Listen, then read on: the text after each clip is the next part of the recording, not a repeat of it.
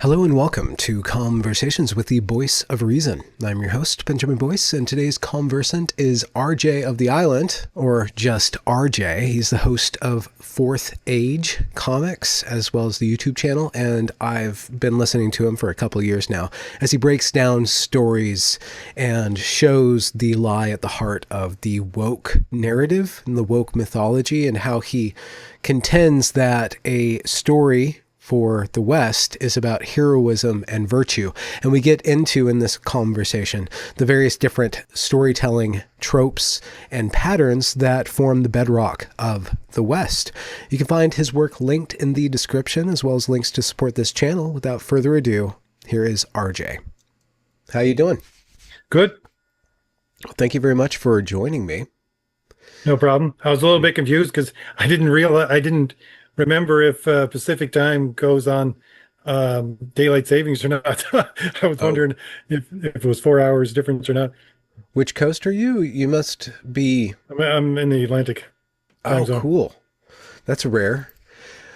Do you have any opinions about who Greenland should be owned by? Not particularly, except for the fact that it would change the entire balance of power for North America. It would. Yeah. Are you a fan much of war games or geopolitical thinking? Are you more into the narrative-based? I try to keep up on the geopolitical, but that's about it. I wouldn't say that I'm well versed in it. Yeah. You don't spend much of your time pondering it, or no, I mean, even world building. I've studied plenty of history, and yeah, I'm looking at Europe right now, and cross my fingers that something else doesn't happen. But it's a powder keg right now, just like it was in like 1916. Yeah. Time for heroes. Yeah, perhaps. I'd like to dive right in, if you don't mind. No problem. We only have a little bit of time. I stumbled on your content, I think about a year ago. Really enjoy it. It's you have a very measured way of processing. I don't want to... It's very hip, and you can get quite a lot of traction on YouTube specifically, but just on the internet more broadly, of being a critic of popular culture. And that spawned an entire genre of content called anti-woke content, which was, I think, really necessary and salient between 2017 peaking in 2021.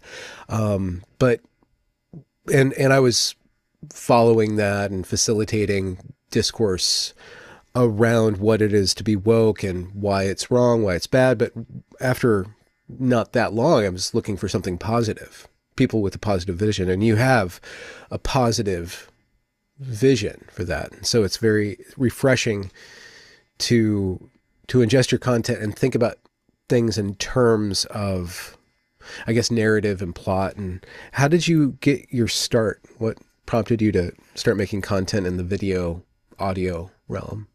Well, quite honestly, I got sick and tired of leaving page length comments in other people's comment section and not have anybody read them. And I thought to myself, I want to crystallize my thinking on so much of these subjects, and that's what I spend my time doing if I'm, mowing the lawn or, washing dishes or something like that. So I figured I might as well just do it out loud, because I'm so used to that kind of thing. When I was in university, I would always verbally express my papers before I would write them down. So I figured I could do that no problem on the internet. What was your focus in uni? I have a couple of degrees. The first undergrad was in history and philosophy, and the second one was in classics and political theory. Yeah. Then I went on to a master's from there. Oh, what's your master's in? Classical political theory. Okay. Yeah. What did you expect to do with the degree / knowledge that you gained from? That's a funny thing, because for our family, we were always told that you don't go to university to get a job. You go to university to become educated so you can do any job. Mm-hmm. That was the basic gist of it. So that's what I did. Did you expect or flirt with the idea of becoming a professor, working in academia? Yes, yeah. I did. When I went through my master's, I was doing that on track in order to become a professor. But as I did it, I realized just how good my undergraduate school was. Well, I went to a couple of different undergraduate schools, and how good they were for basically arguing with small classes. We had like 12, 15, 20 people a class. We were Excellent. able to argue, we were able to express our opinions. When I got to a larger venue with the masters, I realized it was a step back, quite Hmm. honestly, and I couldn't see myself going through another 4 years of that. I just Yeah. couldn't, because Yeah. it was in a major metropolitan area where this was, late 90s, where you get your proto woke, if you want to call it that, taking Mhm. over the university system. Whereas in the smaller universities that I had been through, there were plenty of conservative voices left there in order to give you both sides. Yeah. Where have all the conservative voices gone, you think? They used to be in the I academia. really don't know. Yeah. Like the thing was, we used to, our we had a political science lounge in when I did my second undergraduate degree, and it was right across from the feminist professor's doors, and we would sit there as political science students, to a man and woman, and we would just snicker and laugh at the what was coming out from the doors of the feminist professors as they were talking to students, and it was just we could see Hmm. the ridiculous nature of what they were trying to explain, because we were used to, well, most people who take political science want to become lawyers, and we're used to delving into logic, and you have to take courses on logic, and it's like you can pick out every last logical fault, every last um, ad hominem attack that they were pushing, like just heaping it on their students. It was coming straight across the hallway, Yeah. and all of us were shaking our heads. So Yeah. that was the time when there was sanity in the university system. I'll say that. Yeah. Um, During the whole anti woke phase of my career, the antidote to anti wokeness was this thing called critical thinking, which seems kind of like a blurry, hazy term. Critical think. What does that really mean? But logic is a little bit more solid, even if it's a little dry and boring. What do you what does that make sense? Like, do you write a story by means of logic, or is logic more of a critical tool? Like, where does logic sit with regards to the critical and the creative processes for you? Logic begins the story, and it sets the backdrop for your setting and for your actions. I always go back to the Aristotelian way of looking at stories. You don't want it to be episodic, even though I write, comic books and graphic novels mainly and short stories.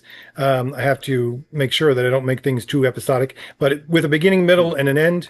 And he would say that, your story should be a rhetorical argument, a logical rhetorical argument, and Hmm. you're going to have to look at your audience and determine what kind of rhetorical argument you can use and all that kinds of things. So when I think about a story, again, I take that basis and I try to, well, at one point, I tried to be a much more, let's say, grounded and professional writer, and I worked with editors, and so I absorbed a lot of what the editors were telling me when they were going through novel manuscripts that I had written, and it's very well, it used to be anyways, not entirely sure right now, but it's very logical. It's very grounded in almost a natural law kind of thinking. It's Hmm. basically your character would not do this, your character would not do that. That's against their character. You're gonna have to rewrite this section, all that kind of thing.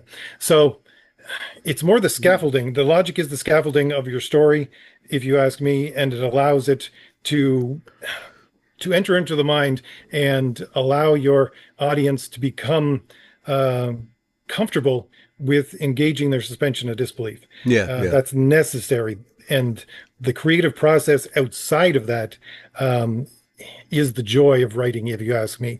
So Yeah. you don't have to have the entire thing be dull and plain and just writing down propositions. Yeah. Yeah. You brought up natural law. That's one of those phrases, like dialectic, that always evades me, or it seems like everybody has a slightly different take on what that means. What is natural law for you? Natural law is, well, basically, you look at the ends of every individual and humankind as a society and the societies which they build. You look at their ends, the natural ends of a human being, and The you move telos, the backwards. purpose. Yes. Okay. And you move backwards from that to build in your mind the logical and reality based system whereby an individual can prosper and the societies within which they create can prosper as well. Hmm. Hmm. So your laws for that society would be based on that natural concept of the ends for your individual and your society of individuals. Is that universal? Is every given society going to follow the same basic laws or telos? Yes, I would say, because in natural law, if you're looking at it, every human being has the same human nature. So they can all be boiled down to a very fixed human nature that's never going to change, not in this world, anyways. Hmm. And it's the same for everybody throughout history, no matter where you live, no matter what the color of your skin is, no matter if you're a man or a woman or anything else. Everybody has a fixed human nature. That's the Aristotelian and Hmm. Thomistic way of looking at human beings, and it's how our societies in Western culture were built. We're built on a system of natural law. If you look at, let's say, the ideas behind the Declaration of Independence, those all come from natural law. Hmm. But they also come from a particular people that are fitting this natural law onto systems and cultures and precepts and habits that they already possess. Whereas other cultures at that very time were arranged completely differently, or at least Definitely, you have to look at the strengths of each individual, the talents of each individual, the yes, individuals in a society, and things like that. And it does play into how they can meet their ends better or worse. yeah. A lot of the discourse, the post-liberal discourse right now, is trying to deal with the fact that tribalism is baked in for most humanity, and different societies have different ethnicities or groups of people have different levels of tribalism. And the precept, the anti-woke classical liberal argument against wokeness was that tribalism is wrong. Identity politics is wrong, is bad. But if everybody else is playing identity politics and you as a classical liberal are trying to go beyond identity politics, you're always going to lose. And so going back and understanding the different societies, the different ethnicities is kind of, or the different identities rather, is kind of the cutting edge of where the discourse goes. And the classical liberal Declaration of Independence, natural law based systems that worked for a certain people at a certain time don't seem to have the answers to ward off other people who want to, uh, you know, are who are being moved into these societies, Western societies, and not abiding by those precepts and those terms of natural law. Definitely, I would say there are certainly some cultures that are better than others. And the thing is that you can't base an idea of rights unless you go with natural law if you're going to be talking about unalienable rights. Okay. Liberals can really talk about rights in the form of what you would have outside of the US in, say, in England or things like that, where the rights are given to you by the government and therefore they can be taken away by the government. Mm-hmm. They can certainly get that far, but you can't get to the idea of an unalienable rights unless you go back to natural law, that just by nature of being a human being, you have rights.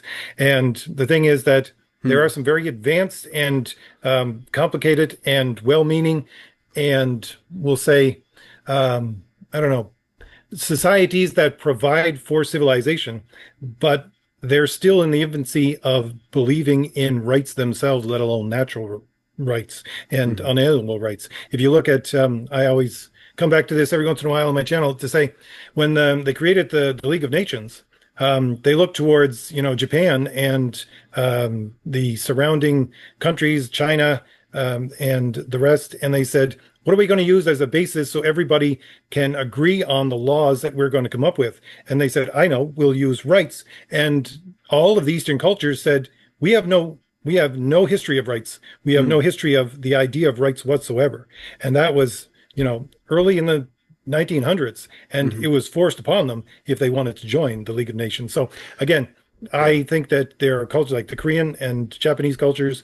They have significant things to add to civilization, but at the very bottom, they also have a very different way of looking at it because rights are basically 100 years into their history, and that's about it Yeah. for the normal people and the normal way of thinking. So it does take, I guess, a Inculcation. very interesting way of looking at it. And again, logically, you can certainly look at it this way because you're going to Hmm. go from specifics to universals, and the more specifics you can take in your estimation of how to get to a universal, the better.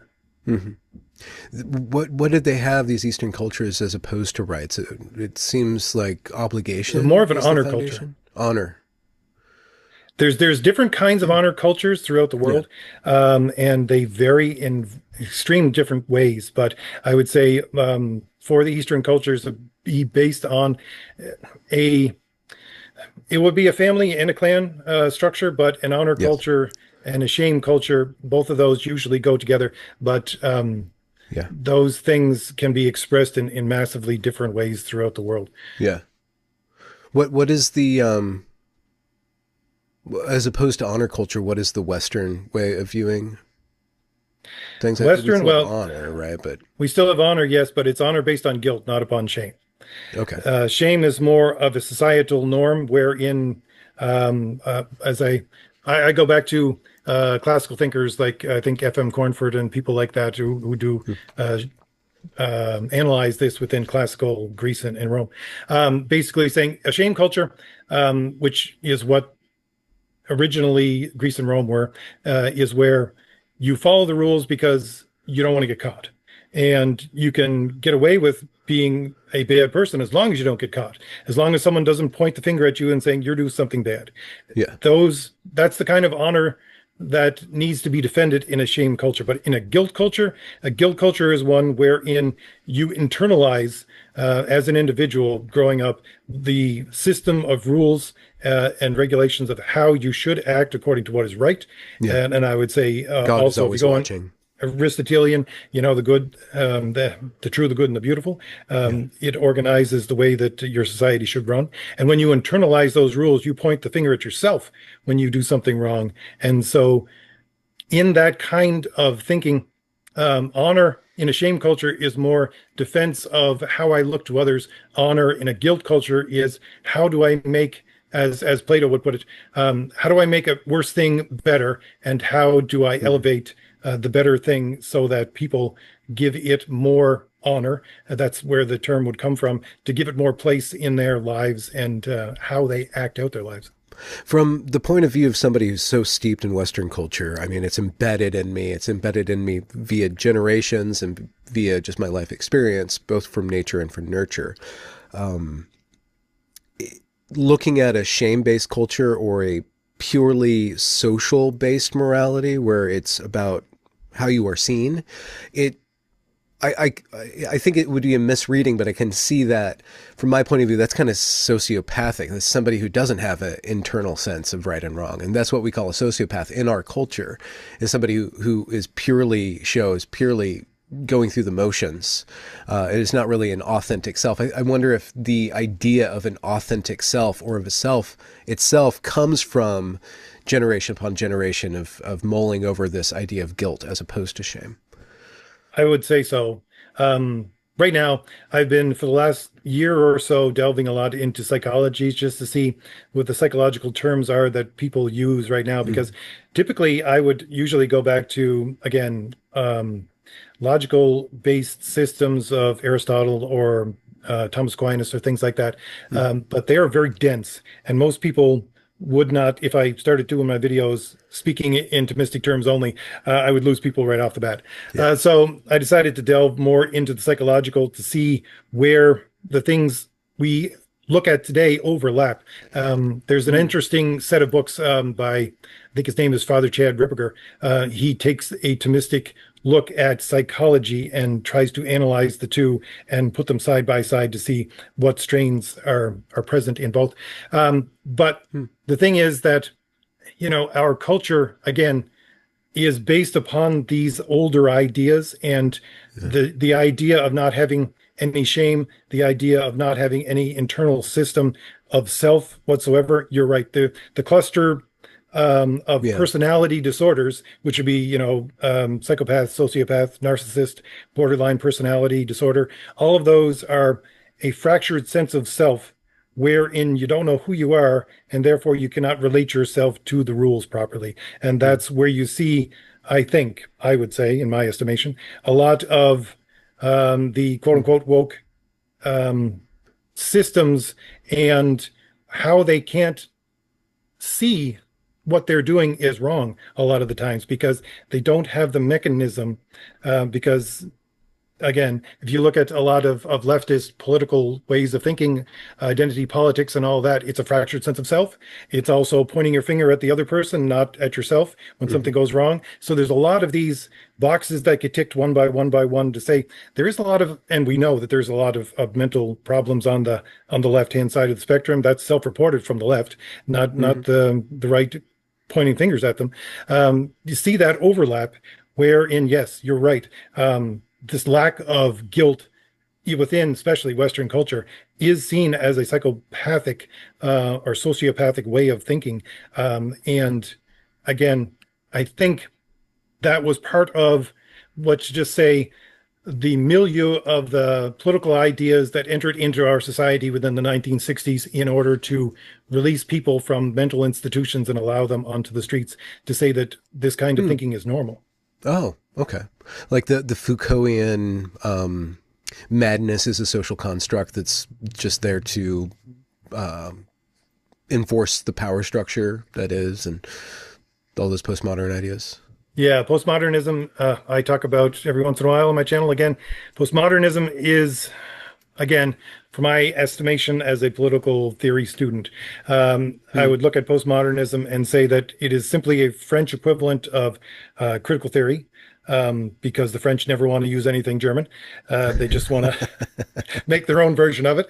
And critical theory is quite literally they sat down and said, "We are all Marxist thinkers. We want to have a Marxist way of interpreting the world so that we can hopefully restart the grand global revolution because the worker revolution has stalled, and we don't think Marx was correct on that." Yeah. So yeah, it's an atheistic way of thinking, Mm. and it's a very much an older way of thinking for Foucault itself. He's very much anti the very basis of what Western civilization is because he thinks there's a transparency of evil, which is to say, Mm. you need both good and evil because they're two sides of a coin. That's Yeah. not the way Western civilization was built. Western civilization is built upon the fact that there is one pole and one pole only. That is God. He is the good, and evil itself is not a thing. Evil is simply turning away from what is good. Yeah. Yeah. A lack, an absence, or a an attack upon or disgust with the good, an inversion of the Yes. good. Yeah. The so you do stories. You talk a lot about the hero. So you're focused. A lot of your analysis. You go all over the place. I don't want to. I don't mean to distill you, but I'm trying to get to a question where, if the individual is one way in which you, I guess, produce story, how do you analyze group behavior? And again, part of the trouble within modern discourse right now is, what are we going to do with all these different groups? And there's a lot of finger pointing within the right and on the right about who's to blame for all this stuff. And it's kind of this inversion of the identity politics of the left, but it's thinking of people in terms of groups. And I know people who define themselves or identify themselves as right are typically more individualist and more libertarian, and the idea of a group or a tribe slips through their fingers. I'm wondering if this is a proper question or a good enough question to answer or explore the difference in analyzing individual behavior versus group behavior, and how you switch and understand how those two things operate differently. It's a very interesting question and one that's actually very important, I would say, because there is a subtle difference that I don't think a lot of people in the general public understand about, especially within America, understand about the nature of society and groups and how we are social animals. The rugged individual way of thinking that was drawn out through pushing west, took over, in my estimation, a little too much. It was a good thing, if you ask me, but it disconnected the idea of the individual from the society and the idea that we are by nature social animals. Yeah. And that's how we flourish, is by being social animals. So the, this is one of the things that the left has, I think, over the last certainly 100 years, picked up on and used to their advantage. The blindness of certainly North Americans to see that distinction, because it's a subtle distinction, because there is a good for like social, there is such a thing as good social justice. We can go back to Cicero and the Commonweal, and his basic triangle of justice, but his estimations of justice is that social justice cannot have any standing without the base of that triangle, which is individual justice. So, you know, you have your society and it's important. Your groups are important. Your setup, certainly of the family, is important. So there are very important elements to group organization and flourishing of the human society and the flourishing of the human individual through that society. But it needs to be based, and this is, you know, you might call me just too much ingrained in the Western civilization way of thinking, but it is based upon the individual. It has to be first based upon the individual, justice for the individual, and the individual acting in a just way has to be. And if that's not there, which the leftist social justice is not there, it erases the idea of individual justice and puts social justice above individual justice as if it could exist on its own, which it cannot. And certainly not in the Western civilizations that we have built, it cannot. They would have to, which I think they might be trying to do, destroy our societies completely to institute social justice in that way, because their idea of justice is completely different. Have you come across a believable, not necessarily good, but a logically consistent narrative that explains graphically the progressive slash communist mythos? Because the one thing that I've been waiting for is for their stories to work out, and it seems like they just kind of denigrate the stories that come before, denigrate the individual. They don't have. I've yet to seen, but you're more tuned into the churn of narrative that's going on. Yes and no.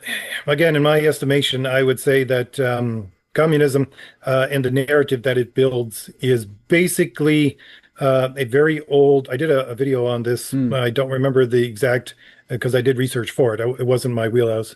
But it's basically a very old Christian heresy, which Manichaeism, I think it is. So it basically is looking towards the end of building a heaven on earth. It's looking towards the ideas, and there are various different strains of Manichaeism. So you can't fit it into one exact. You can't say it hits it tone for tone every which way, because there's different forms of it, certainly. But it goes back to that idea of, well, building a utopia, which is what they were thinking of. And there's the demos and all these kinds of things. There's the evil of the material world and all these kinds of things in those ancient heresies. But within the communist way of thinking, if it's a new expression of that old idea, the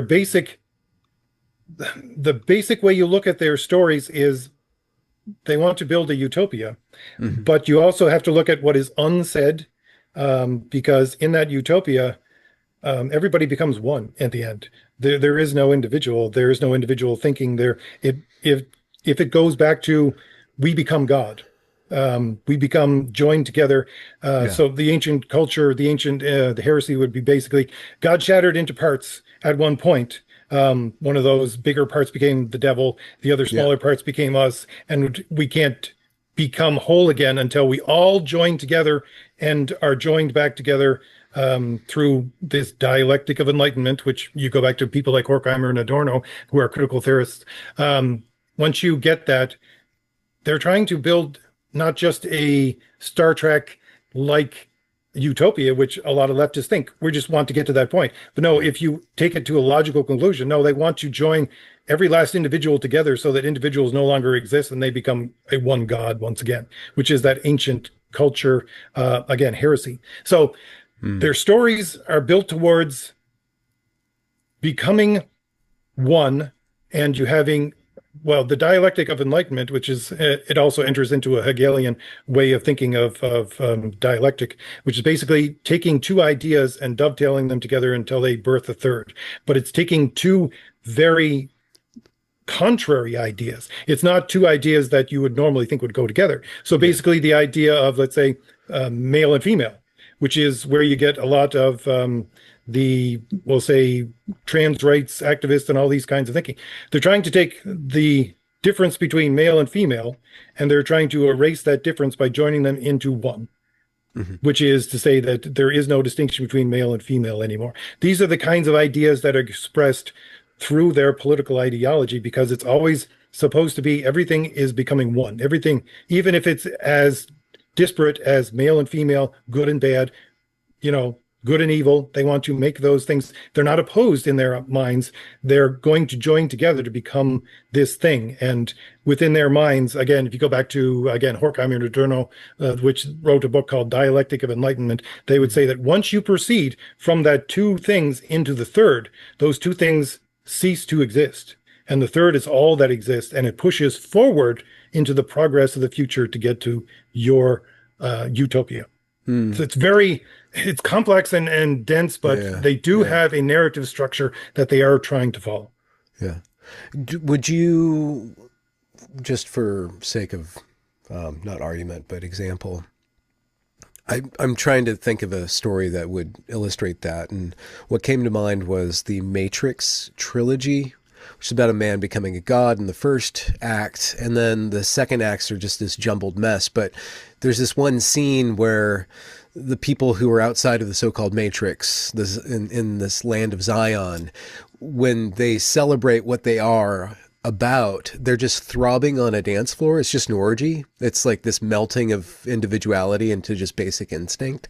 It seems like that's what we're fighting against. We're going to give up the nice red steak and give up the really comfortable living to live in a hole, be scared for our lives, and do some, slipping and sliding in celebration.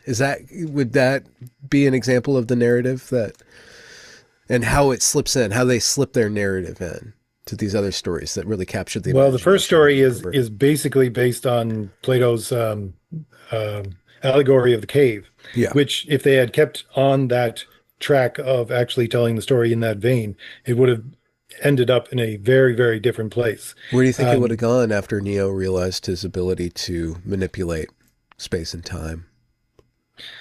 it would be the dissolution of illusion. Hmm. So it would be the rebuilding of the real, and really, that's one of the things we're going to have to struggle with within the next 10-20 years, especially with AI coming up, is Hmm. um and VR, headsets that can and put you into a virtual world and all that.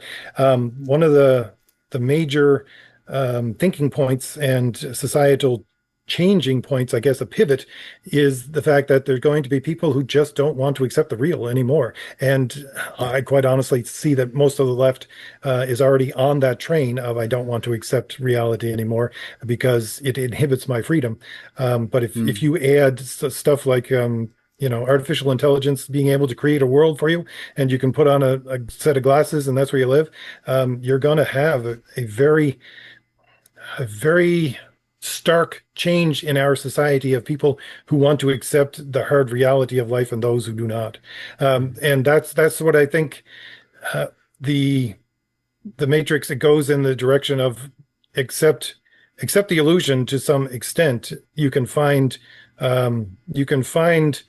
some freedom in that illusion, but at the same time, if you divest yourself of that illusion, you're correct. It goes back to a nihilistic way of thinking of, it's Hmm. just pure instinct. It's just, you're an animal, and that's all that there is. Yeah. So it Eat, does drink, it and be does merry. fall down. Yeah. What are in your estimation, are there people who are pushing the envelope with myths that are suitable for our time, especially with regard to pedagogical tools that will equip the younger generations for understanding the difference between reality and irreality. I really don't see a whole lot of stories, certainly not in the mainstream, there is not. Mm-hmm. But the thing is that I'm hoping, I believe that, and this is part of why I started my channel to begin with and why I Mm-hmm. concentrate so much on hero. But I do believe that hero is the way forward. It's Yeah. based upon like the traditional idea of a hero is a paragon of virtue. But in order to have those virtues, first you have to have right reason. You can't build those virtues without right reason. Right reason Mm-hmm. is your reason in accord with reality. So you have to accept reality for what it is. You have to accept your limitations for what they are, and you have to Mm-hmm. constantly check yourself. And we'll say, I don't know, I think it was Plato that said, you have to constantly reimagine and go back to the river of flowing thought that brought you to this place in order for you not to be swept away. So Mm-hmm. the concept of hero for me is the out. And that's why I pound home the idea of hero so much. Yeah. I don't think that there is going to be a flourishing of humankind in the near future or a return to flourishing unless we have a sacrificial mindset of being heroic. And again, that's accepting what reality is. And again, I don't see that right now, but I do believe that's entirely possible, Yeah. certainly with the renewed vigor that the young people seem to find within more structured forms of spirituality right now. Mm-hmm. Mm-hmm. Why is sacrifice such a sticking point, especially for the West? Why that's a good question.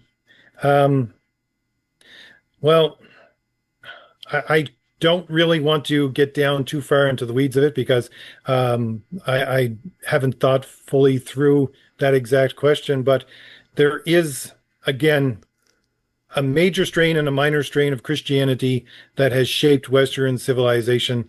And the major strain of Christianity was one that is centered around a sacrifice, centered around an altar where a sacrifice happens continually, and you contribute to that sacrifice as well. Mm. Whereas I see again ideas like prosperity gospels being ideas that would counter that and say you should be blessed by being good here, and those are the blessings that are given to you, and so you don't sacrifice from them because they're your Mm. blessings. Again, it's a it's a major and a minor within the thoughts of Christian culture, which built Western civilization. Mm. And right now, again, that's always the sticking point, especially because, well, again, just thinking off the top of my head here, but especially because one of the ways that Western civilization became, we'll say, so great and was able to generate new ideas, it is by allowing people with false ideas or contrary ideas or challenging ideas to exist and not to drum them completely out of your society. And again, that would be returning to the idea of a guilt culture rather than a shame culture, because in shame Mm. culture, you conform and everybody should Yes. conform. You know, you go to some place like Korea, everybody wears black, white, gray. You don't want to stand out. You go to China or so Japan, it's kind of the same idea. You don't want Yeah. to stick out like a sore thumb. And it makes for a much more cohesive culture when they're moving in certain directions, but it Yes. also hinders the ability to come up with new ideas.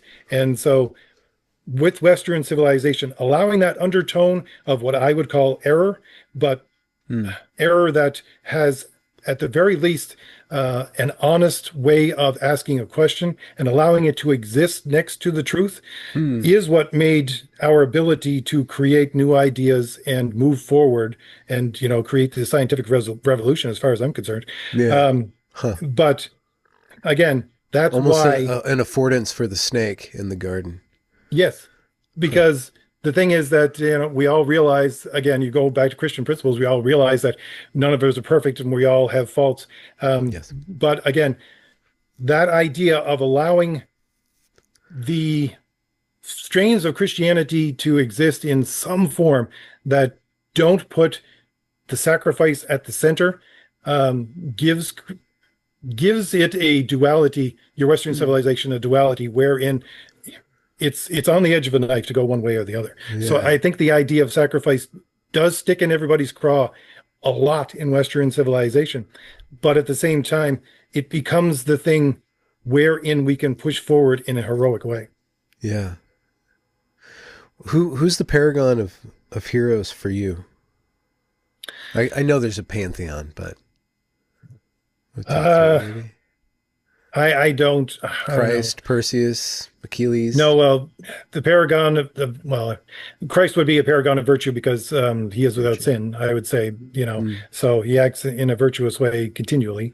So Hmm. that would be the basis of Western civilization, especially with all the saints that throughout what in order to become a saint, first you have to be heroic. Mm. And the way that you act as a saint is to make yourself a model of Christ, and to act out as if you were Christ himself, and to have him act through you. And literally, that's what Christian goes back to in one of the translations. Christian means little Christ. Every Christian should be a little Christ. So yes, Mm. that would be the ultimate paragon of virtue, that I would say Aristotle had looked forward to, and said to himself, I wish someday we could see things unfettered. I wish God Mm. could speak directly to us, Yeah. instead of going through the multitude of ideas and picking out which ones are right or wrong. So yes, Yeah. if we're going to the very basic, yes, I would say Christ is I your just paragon of I virtue. want you said you brought something up about what it is to be a saint is to be heroic, and the qualities of heroism can be explained through what you were saying there. And I just I thought that one way of defining what a hero is somebody who goes against the grain or does something that is contra to expectations in one way or another.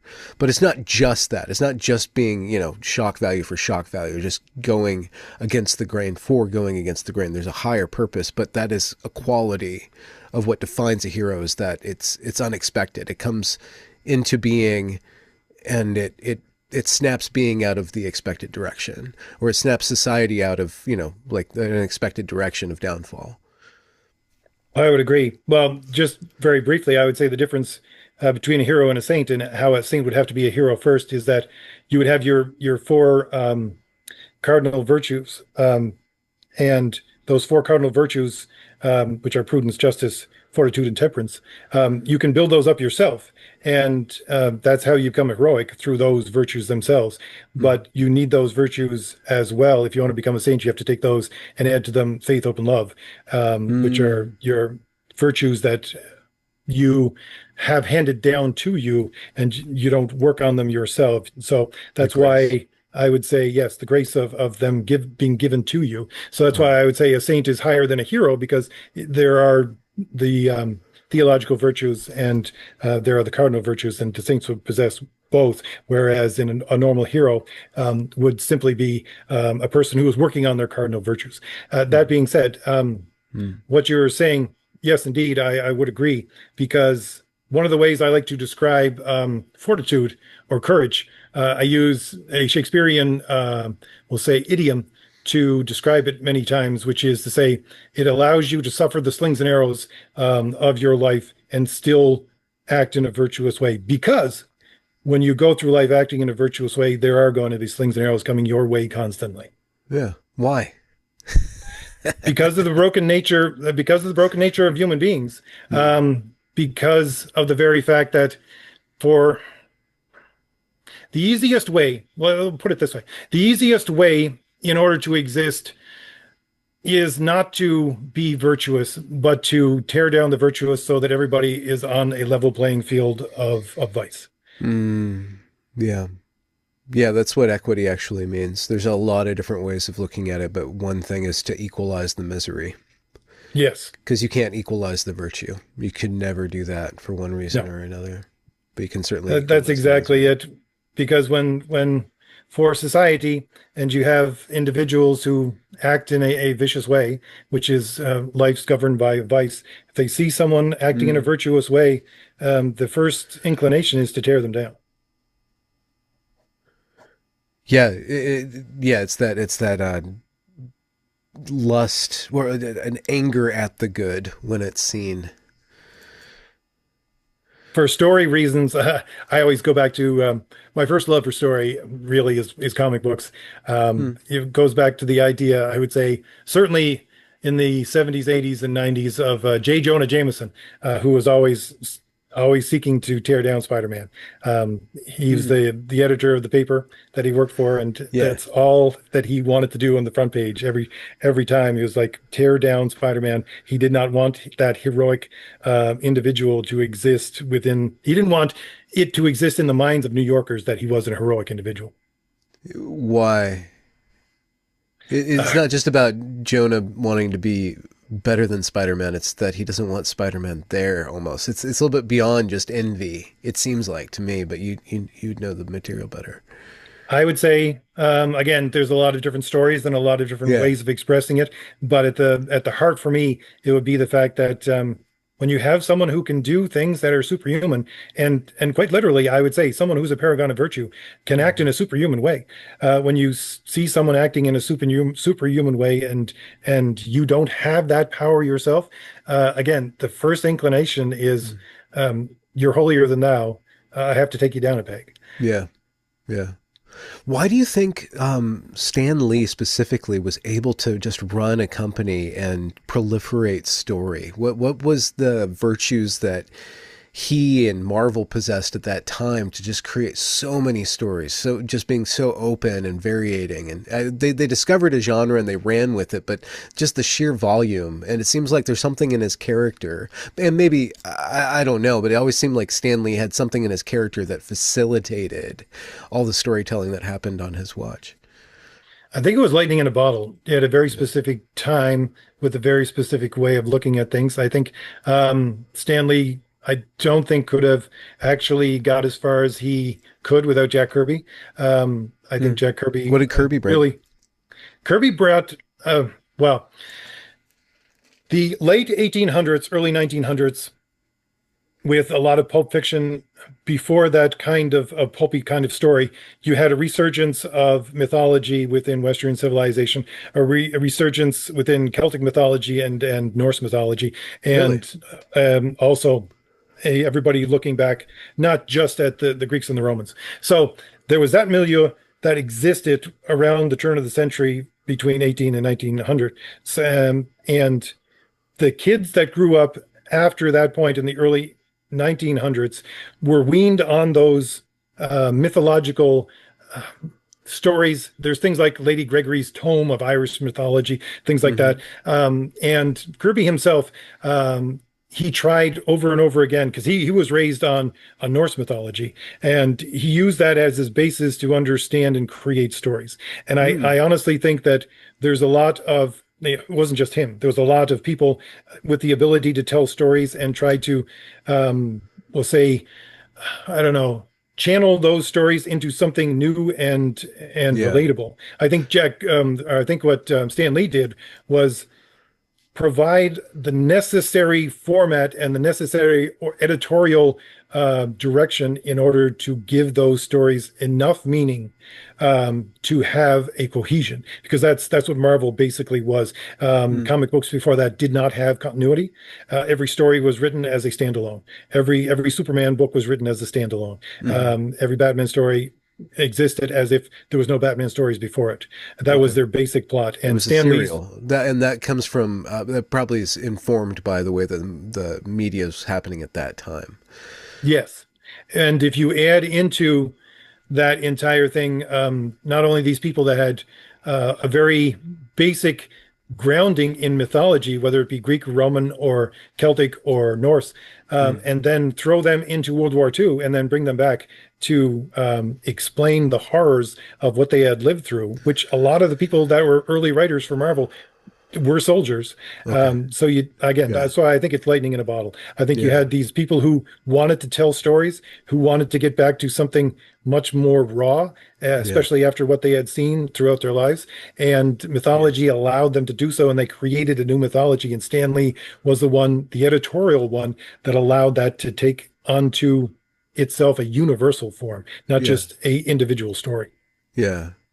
Um, One thing that I found, I did a lot of work interviewing young people who'd gotten swept up in the idea that they were the opposite sex and to a greater or lesser degree transitioned, which is, I, I don't know if that term's totally correct, but and I also spoke with parents of children who were going down that route, and the amount of grief and trying to understand and still love that child who's trying to renounce the very foundation of how they came to be.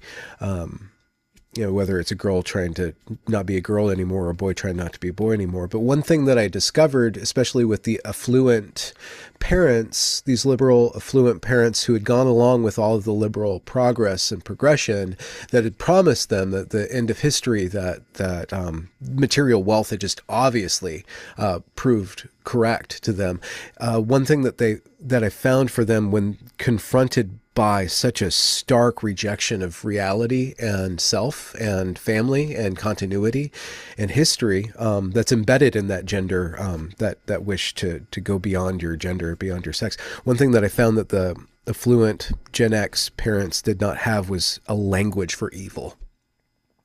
They kind of understood good and bad, but it was couched in terms of politeness. They did not have an understanding of good and they didn't have the language for good and evil. They couldn't really see evil for what it was. And I think that one thing that mythology provides is a language to put evil in its place, to not explain away evil, or to glorify evil, but to articulate evil's relationship with the human experience. But that was not an interview question. What is it about mythology that makes it excellent at communicating the human experience? And I'm go wherever you want with this question, but I think there's a resurgence in mythology, but along with the resurgence in mythology that's happening right now, there needs to be a proper critical understanding of mythology, just its form, its function, how it operates, its language, rather. Well, I usually break it down into looking at mythology for European mythology. If you look at the three major strains, which would Mm-hmm. be classical, which is Greek and Roman, as opposed to Norse and Celtic. And the thing is that Hmm. the the dominant mythology for our society is the classical mythology. Yeah. And the thing is, that is also where our ideas of how a story is written come from and where the ideas of logic come from. The Hmm. basic understanding after the Greek Dark Ages, you had the, you know, Trojan War and all that kind of stuff. And then you had, which was the Mycenaeans, if I remember correctly. And then there was a Greek Dark Ages after that point. And they almost lost their entire system of writing and reading almost completely. Really. And everything became, almost everything became word of mouth and, oral history and things like that.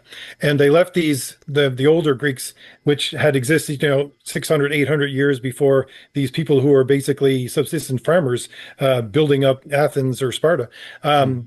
They were sitting there in the fields looking at these massive structures that had been built by people which were 600, 800 years older than them, and they Hmm. had to decipher for themselves how in the world did these people build these things. And they came up with mythology of the golden age. They came up with Yeah. the mythology of the Hercules and things like that. Yeah. But the thing was that it was the deciphering of such very structured ways of looking at the world, because again, they're looking at Oh, buildings that had never fallen down for 1,000 years.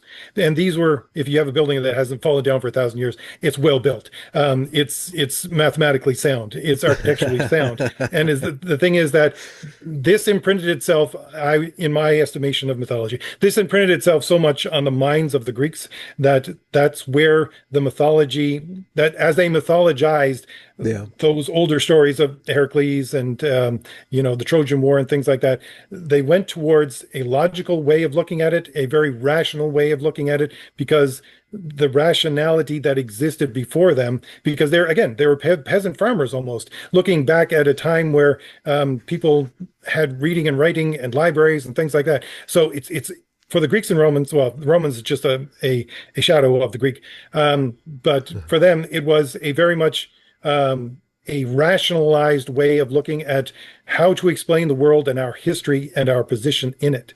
Now, Explanatory. Okay. if you look at the different mythologies for Celtic and Norse, it's very different. And that's why Hmm. there is such a difficulty. There became such a difficulty to translate the Norse into something that we could access as part of mythology as we understand it. And it would not exist within our culture, except for, again, that resurgence in the late 1800s and the use of it in the early 1900s. Celtic mythology, again, it had that resurgence, but it has not entered back into our culture. And it's because the way that they tell stories is so massively different. It is not based on a rational way of looking at the world at all. It is Huh. very much situate on understanding the world according to different natural systems, not rational systems. For the Norse, it was basically winter, how to survive winter, how to survive through Yeah. what is going to be possibly a winter that never ends, because that's how they looked at the world. Winter has come. Will it ever end? I don't know. For Oh, the Celts, it was very much forest. If you look at things like the Book of Kells and you see all of those in ornate drawings within it, those are all pictures of basically knotted trees and limbs and things like that. yes. So the idea and the structure of looking Yeah. at Celtic mythology, it pervades into how they tell those stories themselves. Yes. If Yeah. you start a Celtic myth, you can start with a person and it starts telling their story, and then they meet someone, and then they start telling his story, and then he meets someone and they start telling his story, and it just Yeah. goes on and on and on, like an offshoot of an offshoot of an offshoot, like a tangled forest. Yes. It's very much the way that they tell their stories.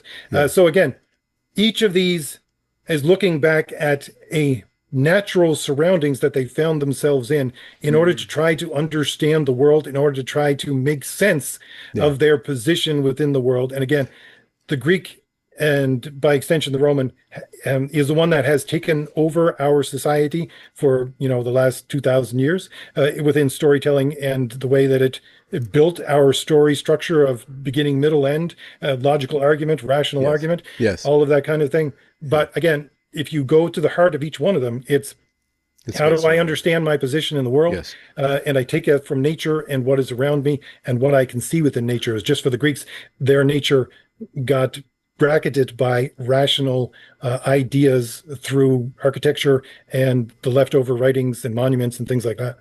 One thing that you completely left out, it's a glaring omission, is this thing called the Bible, though. Could you add Well, the same kind of perspective? Like, what is the Bible informing us, and what is that story structure telling us?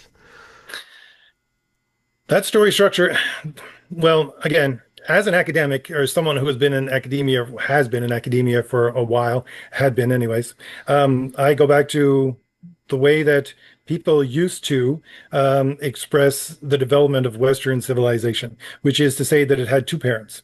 One was Jerusalem and the other was Athens. And they Mm. existed and went around parallel lines of how they were developing before they really joined with each other within what you would normally see as the birth of Christianity. Yes. So for things like, we'll go back through as what we were talking about before. The birth of the guilt culture is also the birth Mm. of intent. So we look at shame Mm. cultures, let's say in the Middle East right now. They still have law systems which have no idea of what, or have no consideration for intent Yeah. whatsoever, right? And the thing was that Western civilization, both its parents, peeled itself off from those surrounding cultures or cultures that touch them. For Greece, it would be, usually it goes back to the Oresteia, which is again the stories that happened after the Trojan War when Yeah. Orestes, the Agamemnon. son of Agamemnon, killed his mother, and he had to flee to the temple of Apollo in order to appeal to Apollo that the Furies would not kill him for patricide, because he said, "My intent was to kill the murderer of my father and the king, not to kill my mother." And sort of went back to intent there, Yeah. and that was the birth for Greece of the idea of intent. Whereas within Jerusalem, it was Job, in the book of Job, Mm. and the intent of Job, and the discussion between him and God, the discussion between him and his friends, and how to look at what is going on there. Because if you go back to things like Ecclesiastes, it's the idea of sanctuary cities back then was you're in the woods, you're chopping down trees with your best friend, you swing your axe back, and the axe head comes off it and hits your best friend in the head and kills him. You have to flee. You have to flee away into one of these sanctuary cities because if you went back to his parents and said it was an accident, they would say, I don't care what your intention was, you're going to die. Yeah. You killed my son. Yeah. Right. So again, you get that within the older Old Testament, within Ecclesiastes and things like that, and Deuteronomy. There's And in the Bible, there's a dawning sense of interiority. yes, it definitely. Again, this would be, I say, the complementary ideas of Greece and Jerusalem. They do run parallel, but to me and my way of looking at things and my estimation of it, within the Bible, it is much more of a development of the individual sense of responsibility. Mm-hmm. And And sacrifice. it didn't even emerge fully within Christianity itself in its birth. It took 200 years of percolating through the ideas of the 400 years actually, percolating in the minds of Christians until Augustine of Hippo redefined what the will was and how the will works in the city of God. Hmm. To say, these old ideas, these old Greek ideas and Roman ideas of the gods that control you, or so Ate, fate, States. destiny, Moira, things like that. Which, Yes. by the way, I would equate today with things like whiteness or systemic this or Systems that. of oppression. Yeah. All those kinds of things. Yes. They don't exist. You, as an individual, must take responsibility for your actions fully and Yeah. completely. So Yeah. that was again the idea that percolated through Christianity or through the Old Testament and built until you get to Christianity and then flourished within those first 400 years of early Christianity until it became, well, this is the way that everyone should act. Again, Yeah. where you get Natural Augustine law. of Hippo. Yeah. And then universalism. How does I know that the Bible is set upon a different pedestal than the Greek and the Celtic and the the Norse mythos, but aesthetically or in its form, what is the aspect of the Bible that, as a storytelling process? What is that? How does that operate? How does that inform the West and inform our stories? Like you said, the Celts are like all these systems. The Norse is everything's winter.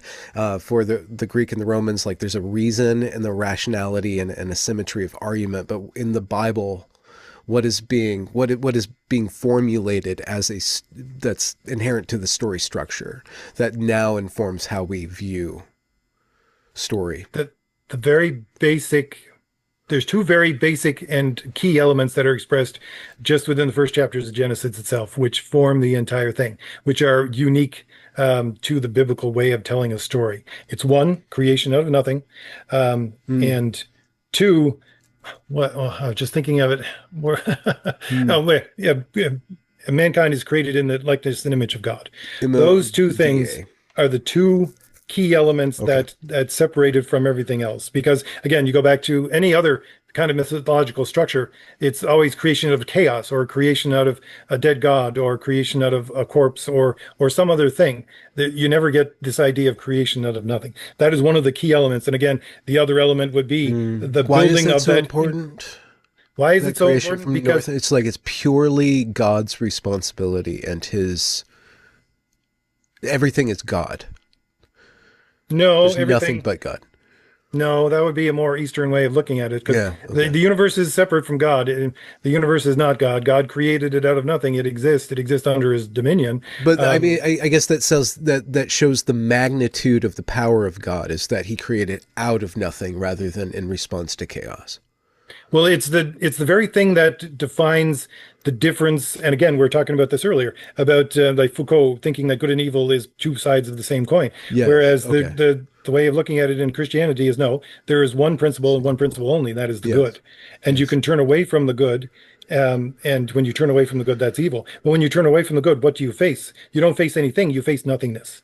Yeah. You're trying to escape into the darkness of nothingness, back Yeah. to where you came from. That's what you're Mm. trying to do. So that's one of, again, that informs the very nature of good and evil as is expressed throughout the Bible, Old Testament, New Testament, and throughout the stories that we tell. Yeah. And then the second, which I interrupted you, is the imago Dei, or the likeness of God. Well, again, we want to bring it forward and not just discuss it in its original context, but bring it forward. You would not have ideas of rights themselves, let alone unalienable rights, unless you had the idea of every human being is created in the likeness and image of God. Hmm. The very basic, if you go back to political theory again, the very basic ideas of rights themselves came from medieval monks contemplating the rights of God and how they transfer from him to his image. So this is Huh. it's very much a system from the very beginning that builds itself, and again, it builds itself to a point where we are meant to progress. We are meant to again To become more and participate more in the virtuous. creation. Yes. Yes, Yeah. participate in the creation. Because if you go back to theological ways of looking at it, where theologians had asked, say in the Middle Ages, what would have happened if man did not fall? What would have happened in the Garden of Eden? Adam and Eve still had to progress towards God. They still had to go to beatification. It wasn't that they were going to live there forever. It was Hmm. they still had to, understand and appreciate and become more and more holy, and then Mm. enter into the beatification that they were meant to exist in. So there is a progress element within it. We've just taken a very large left turn within the fall. Um, Mm. but that again comes through the fact that you're an image and likeness of God, and we have now advanced to, and I would say yes, there has been progress. We have advanced to the idea of unalienable rights. I would say that has brought us closer to the idea of virtue than anything else. Than well, I say anything else within the last 1,000 years at least. Hmm. What is it? And you said we only have an hour. I'm having so much fun talking with you. So thank you very much for your time. I'll try to wrap it up. And so I thought of a really huge question that just slipped my head. But what is it about the Christian West that has precipitated its current downward arc? Like, is there something in our misreading of Christianity, in our misreading of our inheritance as Westerners, that is facilitating our loss of stature and our decline? Well, I always go back to. I think you hit the nail on the head when you talked about people turning away from sacrifice. That's exactly what it is. Mm. You get to a point of comfort. Again, one of the things quotes I bring out every once in a while on my channel, and I very much agree with, is there's Benedict the XVI saying, "The world offers you comfort, but you weren't built for comfort. You were built for greatness." Mm. And we've come to a point Yeah. where our material comfort, well, 100 plus years ago, I would say even 500 years ago, when you got the Renaissance and things like that, and the proliferation of ideas like Descartes, or even a couple of hundred years before him of William of Ockham, there is a building up justly of what we have done to use our rationality to make our lives more accessible to comfort and the ability to be comfortable. Mm. But there is always the giant caveat to that of resting on your laurels and enjoying nothing but comfort. Mm. The idea of sacrifice must always go exactly along with that idea of this comfort is deserved. And yes, it is something to revel in, but now move on and move forward, Mm. because we can't stay here. Mm. The idea, again, we'll go back to what we we're just talking about, the idea of Adam and Eve. The idea of Christianity is always on the move. The idea of moving forward, the idea of climbing the mountain. Mm. You can only get so far to the top of the mountain until you have to be drawn upward in Christianity. You can't get Mm. to God Himself by yourself. But Yeah. there is a definite strain of thinking within Christianity is of if you stop moving, you slide backwards. You must always push forward. Huh. And that very idea or pattern has facilitated the rapid progressive or the opposite downhill run, like where we have to progress, we have to progress, we have to progress. Seems like it's kind of been hacked. So I'm just wondering how to reset that hack, or how to make people immune or inoculate people to the hack of their empathy, of the wrong direction that progress can lead us. Unfortunately, Mm, I say this with a heavy heart, but mm, unfortunately, I think that the only real thing that is going to reset our culture is a massive war. The likes of which we've seen at the First World War and the Second World War.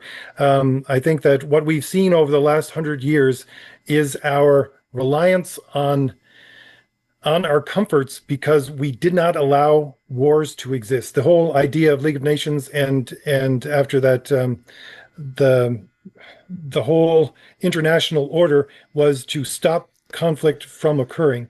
Whereas when you do that, humankind, I'm sorry, but humankind is meant to experience hardship and is meant to experience conflict. And if you take that away from the equation, you're taking something out of the lives of people in order for them to appreciate the sacrifice necessary for them to live in the comfort that they live in. rat utopia is what you're talking about. If you know that Yeah, basically. experiment that they did. Okay, so who do you think we should go fight? Who's your top target? I honestly, it's. Let me put it this way: we're delving back into a medieval mindset as to Mm-hmm. how people should be treated by their masters.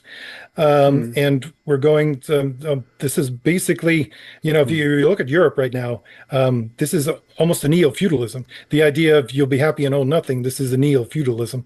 Not to say that, I myself put the idea of medieval thinking on a pedestal because I think that that kind of tight bound structural unit of the family and the very small area you're in had extreme worth. But at the same time, what we see now is a reintroduction of serfdom in various ways to the various cultures within Europe, certainly. And the idea is once it pervades in Europe, then you bring it over to the New World. So it's going to be much more of a rough collection of, in my estimation, just as a person who has studied history, a rough collection of civil strife brought on by civil war within the countries themselves, which will snowball into something larger. The war is going to be within the boundaries of your country itself, and it's going to fall like dominoes. It's going to start in Europe, and it will probably, I don't know. You think in response to mass immigration? Is that what we're seeing? Yes and no. Yeah. Huh. There is going to be, yes, that is going to be I say the spark that lights the fuse. But within France right now and Great Britain and things like that, Mm. even smaller societies, just you look at Ireland, you can Yeah. see there's Jeez. a powder keg ready to explode, and the people Mm. in charge are not looking at taking that down a notch whatsoever. They're looking at saying, no, we have to push you past your limit of thinking in this way as an individual, that this country is yours, or that you have some claim to it because your ancestors were here for the last 1,000 years or more. Yeah. And, to my extent of looking at it again, it would be civil strife, civil war that's going to the countries fall like dominoes once it starts in that vein. And you look at history, and a lot of people say to me, "Oh, nothing ever happens. It will never happen that way." I'm looking at history, and as a student of history, because that was my first love was history Mm. because of the story of history, and it was Yeah. definitely European history. Yeah. But you can't have the hubris to think that we are beyond the capability of civil war and war. That's the mindset of the left and their age of Aquarius that they came up with after World War II, to think that we've gone through the civil strife of the worst imaginable war ever. We will never return to that. That is the hubris of the left. That is the hubris that will bring about again the pig-headedness of people fighting with brother against brother once again. Yeah. Yeah. Who's your team, if you could define Who it? who's my team? Yeah, what team are you on? uh, Or who are you voting or rooting for the Super Bowl? But you're Atlantic time, so I don't know if you believe in uh, such a thing. I would go if we're going, let's say, societally. Yeah, Natural law theorists is what I would back as the people who are going to build a better society out of the ashes of what is to come. yeah, Whether it just be collapse or whether it be civil war or whether it be something larger that I can't foresee. Um, I think it is the natural law theorists that are going to bring out, and you see this within the U.S. right now with the return to judges on the Supreme Court that are originalists, because the mhm, originalists, they come from those ideas through natural law. Uh, Besides that, I'll just say if we're talking sports teams, I was very disappointed when the Blue Jays lost the World Series last year. yeah, yeah. I'm sorry for your loss or their loss in your vicarious loss. RJ, where can people find you online, and where are they going to find when they get there? My YouTube channel is The Fourth Age, and it is centered around the idea of hero. I use various ways of getting at that idea. I talk about psychology, I talk about philosophy, I talk about history, I talk about pop culture a lot. I talk about story and the structure of story, mythology, anything and everything will go as Mhm. long as we can get to the idea of trying to analyze what a hero is, the traditional idea of a hero, a paragon of virtue. And we do that, I do that a lot through comparing and contrasting with what we see around us today, because I think that's the basis of my channel. But I think that's the Mhm. salvation to the immediate salvation of our culture so that it is not completely destroyed. Yeah. So yes, that's what I discuss within my channel. Usually I do just one video a week, which is on a Saturday. It's about anywhere from 20 minutes to 45 minutes. So I get into the weeds of thinking in a very logical fashion according to the underpinnings of Western civilization and try to bring in a lot of discussion there. And the idea usually comes out of me thinking about these things during my week, and I talk about that. I don't have any script that I write out or anything like that. I just talk, and Mhm. I like to see the discussion in the comments. Yeah. Other than that, you can find me on X as RJ of the Island. If you're looking there, I just discuss a lot of comic things there Yeah. because I produce comics and graphic novels. Yeah. What's something that you've learned about yourself that surprised you in doing this work and going into the creating content sphere? Honestly, well, let's take that to a fine point. I don't want to talk about it in YouTube way of creation, but in writing comic books and graphic novels, I found like I always wanted to be a storyteller. I always wrote stories. I wrote novels and things like that, novel manuscripts, anyways, Mhm. and stories that I sent away to people. But it wasn't until I hit comics and the limitations of comics that I really hit my stride, I think, within storytelling. It is the fact that there are so many limitations of how many words you can put on a page, how many Mhm. pages you have to work with, how many panels you can put on a page, all of these things, what your colorist can do, what your artist can do, all these kinds of things. The limitations of storytelling and your ability to deal with that and use it as a complement to your storytelling was the most fascinating thing I ever came across. Because Yeah. I always told stories in my early life by myself by writing a story. And when it became a collaboration with other people and we had all these limitations, it was a thing of beauty. Wow.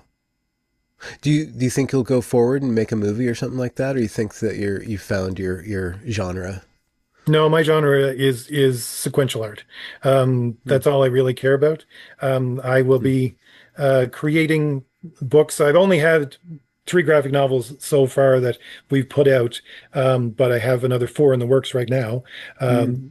And I don't see an ending to it, even though the bottom is sort of fallen out of a lot of people who want to spend excess money on something, Yeah. we'll say so archaic in storytelling. I want to Mm. produce stories like this for as long as I can. Mm. Where can people find them? I will link it in the description, but your comic books specifically. If you click on any of my videos, there is in the description box what I'm working on currently. Usually I go through Indiegogo. That was my go-to for the last 5, 6 years. Mm. We will be moving away from that in the near future. So again, we're looking at different formats of publishing. You're And so adapting. the best thing to do would just be to go to one of my videos on YouTube for the fourth age and go to the description box. You'll see links for what I'm working on and whether you can purchase it or not, or whether you can sign up to be informed when my projects go live and you can get them. Mm. RJ, thank you very much for your time. It's excellent to speak with you. I speak with a lot of people, and some of my favorite people are teachers, and you're certainly a teacher. So thank you very much for sharing yourself with me and my audience. Well, this was a thoroughly enjoyable hour.